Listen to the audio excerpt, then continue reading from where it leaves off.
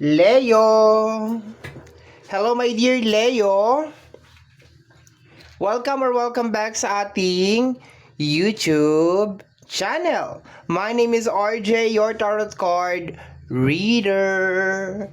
At ang gagawin natin ngayon, my dears, yung ating daily collective reading. Kagaya po ng sinasabi ko, sa tamang panahon, sa tamang oras, hahanapin ka po ng reading na ito. Okay? So, na-motivate ako na gawin ito because of kahit walang masyadong nag-share, walang masyadong views, timeless siya. Kaya ako na-motivate, 'di ba? We never know. As long as gawa ka lang ng mga video, hahanapin niya yung kanyang yung kanyang person. Tama ba ako? 'Di ba? So, kagaya lagi na sinasabi ko, my dear Leo, sa tamang panahon, sa tamang oras, hahanapin ka ng reading na ito. Okay? So, there's a reason why you are watching this video, why you are seeing this video. Daily collective po ito. Okay? Ayan, kasi meron ako nabasa na comment, bakit daw hindi na lang ako mag-stick doon sa ginagawa ko na first 15 days at saka second half.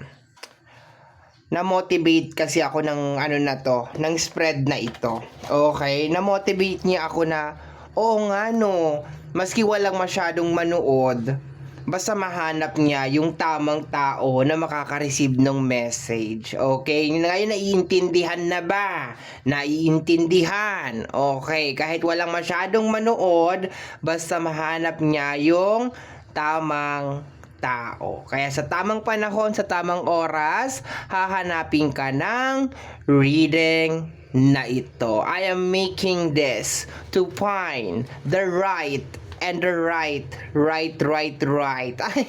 Okay, so let's go na tayo, my dear. Dami ko na naman sinasabi. May mga comments kasi minsan talaga na nakaka-trigger. Yung para bang mapapaisip ka na, oo nga no. Pero kung meron ka talagang sariling dahilan kung bakit mo inumpisa ng isang bagay, bakit ka magpapa-apekto sa comment, 'di ba?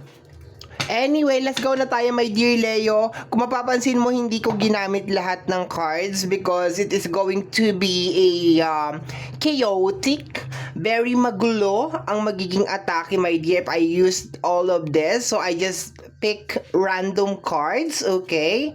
And we will be getting 8 baraha, my dear, sa ating tibol, okay? And let's start your reading. Leo, let me see anong energy ang masasagap natin for today. Everyday, iba-ibang energy ang masasagap natin. Sometimes I use, this is the customized oracle card. Okay, you can do this. You can get a blank card and you can write something on it. Taray English. Okay, pero I use also tarot and yung ating black card, okay? So anyway, let's go na. Tama na yung chika. Okay, Leo. Let me see. Controlling. Okay, we have your energy ng controlling. Okay. Controlling na energy. Maybe trying to control you.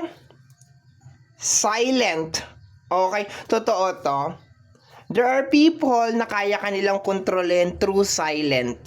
Totoo. That is true. I do believe on this. Okay? So, there are people, kasi syempre magki-curious ka eh. Oh, magki-curious ka. So, there are people na nananahimik sila to control you. Okay? To get power over you, my dear. Okay? So, kung meron mga tao, my dear, na just, hinto ka muna ngayon. 'Di ba? Sino yung tao na parang iniwan ka sa ere? 'Di ba? Yung nag-uusap kayo tapos biglang hindi na sumagot. Yung mga ganon, normal 'yan, madalas ko napapansin 'yan sa mga tao, sa kliyente ko. Most of the time sa mga client ko, madalas ko napapansin 'yan, no? Nag-uusap tapos just total silent, okay? So, controlling na energy sa silent, this is a very dangerous, my dear. Okay? Kung lalo na kung ikaw yung klase ng tao na hindi mo kontrolado yung sarili mo, okay? Kasi ang mangyayari dito, magki-curious ka talaga eh. Magkakaroon ka talaga ng curiosity, bakit hindi na nagme-message yun? Bakit di na nagchat-chat yun? Bakit ganon? Okay, so let me see, my dear, be aware ka dyan, ha? Marami na mga tao ang gumagamit niyan ngayon. Silent, they call that silent treatment, okay? If I'm not mistaken, that is one way of manipulation. Stop borrowing money, okay? So, meron kang stop borrowing money, okay? Stop borrowing money. Anong kinalaman nito dito? I can feel... Okay. Basta stop borrowing money, ha? Subukan mo, pilitin mong wag manghiram ng pera. Okay? Controlling, silent treatment, mga kamag-anak mo ba ang tinutukoy dito? No? Yung typical na pag hindi mo mapagbigyan, di ba, kunyari magchat-chat, Tito, Mama, Papa, di ba? Ganito, ganyan, ganito. Tapos pag sinabi, ay wala ako ipapadala. Kasi walang pera ngayon. Maghintay ka sa sahod. No, ganun ba yon? Ganun to ba yung eksena niyan, Leo? Ito ba yon? Tapos ang mangyayari, dahil nababothered ka, dahil nagsa-silent siya, ang gagawin mo, mangungutang ka. Yun ba yon? I'm just creating a scenario over here, my dear, ha? Maybe not, maybe yes, okay? So, there are people na they're trying, ito ang malupit dito, my dear, eh. There are people, my dear, na they are trying to control you, pero hindi nila alam kung ano yung, hopefully, no, mas maganda nga kung hindi nila alam eh, mas pangit kung alam nila, 'di ba? There are people that trying to control you, pero ang hindi nila alam, my dear, nalalagay ka sa problema. Uulitin ko yung term na yon. There are people that they're trying to control you. There are people na gusto nila sila ang masusunod sa buhay mo.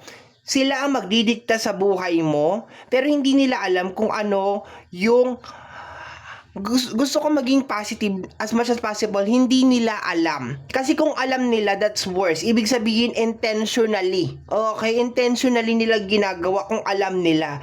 Pero to the point na nakakabaro ka ng money or meron ka ditong warning, my dear Leo, na stop borrowing money, okay?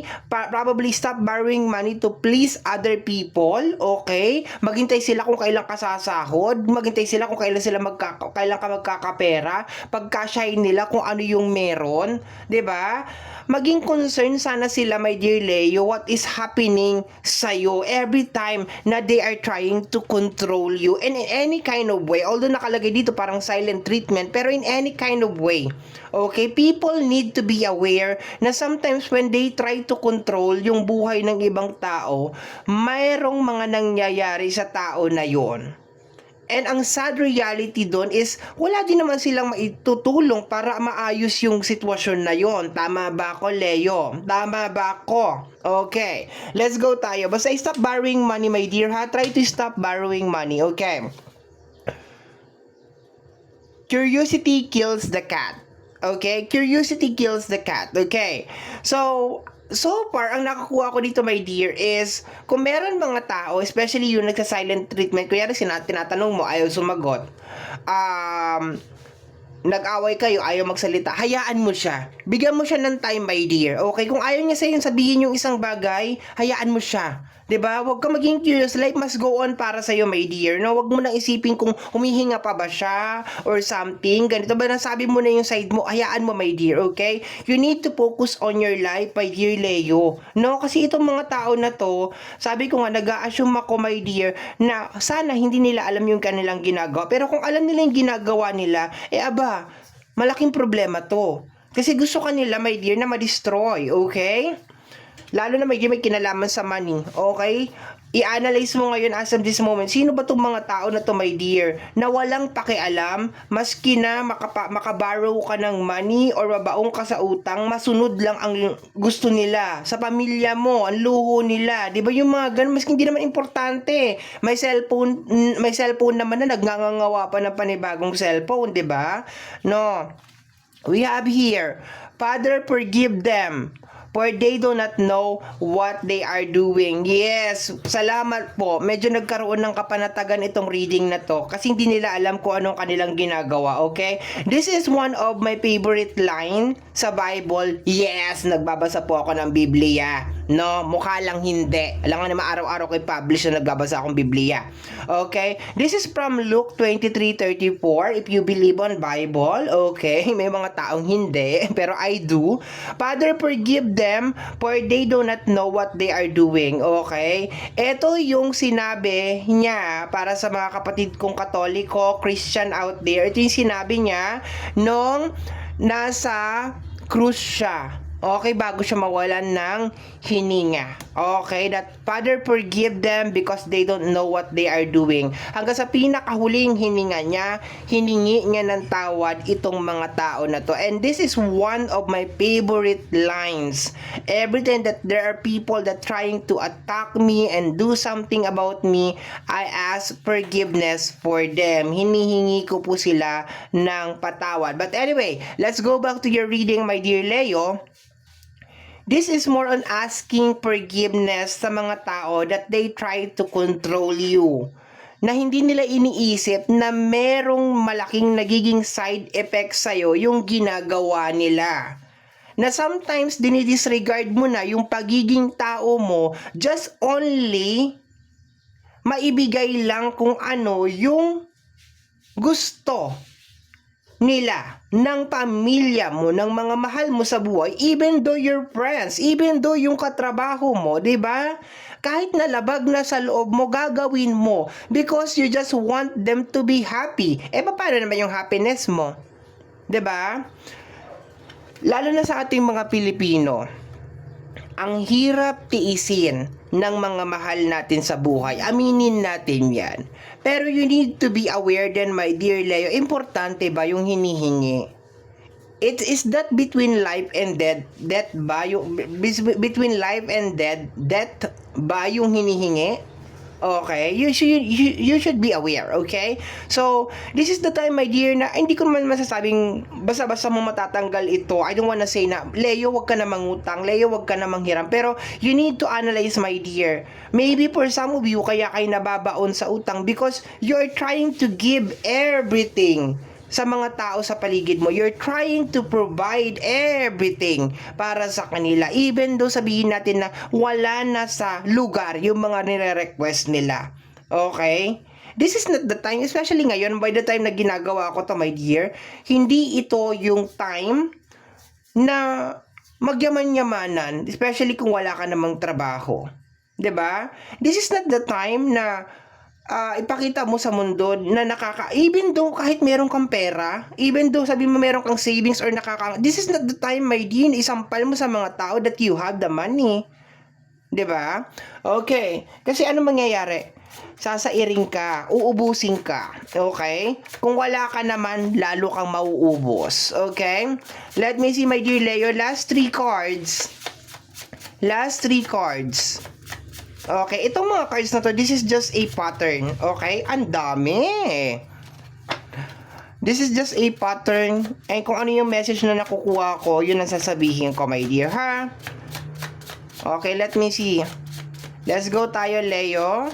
Once again, sa tamang panahon, sa tamang oras, hahanapin ka ng reading na ito. Healing is just realizing over and over again, I used to tolerate that. Correct.